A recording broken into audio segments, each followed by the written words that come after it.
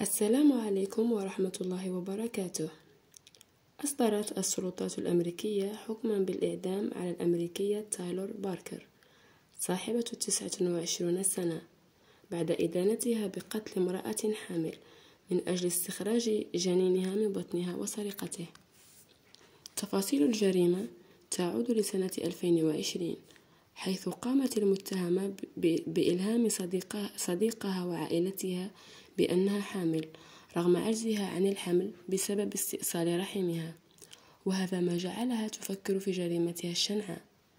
وكخطوة أولى قامت بمراقبة نساء حوامل في المتاجر والمحلات التجارية، وقد وقع اختيارها على الضحية البالغة من العمر 21 سنة، حيث أنه وبعد مراقبتها بشكل يومي قررت أخيرا قتلها في منزلها، وقامت بطعنها أكثر من 100 مرة، ثم فتحت بطنها وأخذت الجنين.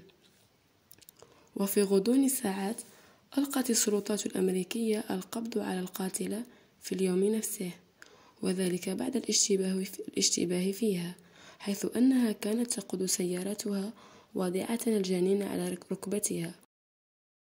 وقد قامت السلطات بنقل الجنين مباشرة إلى المستشفى، لكنه كان قد فارق الحياة.